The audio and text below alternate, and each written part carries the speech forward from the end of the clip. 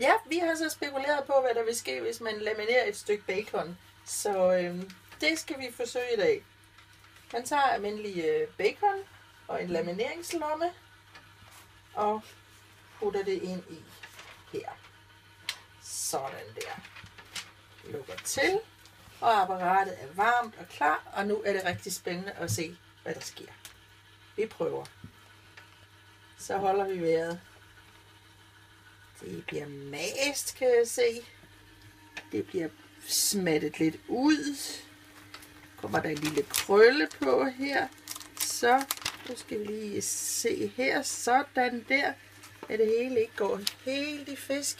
Det er ligesom om det har sat sig fast inde i. Det kommer slet ikke ud. Det hænger simpelthen fast inde i lamineringsmaskinen. Så hvordan får vi lige det ud nu? Jeg tror, vi er nødt til at afbryde udsendelsen og slukke for apparatet. Tak fordi I kiggede med.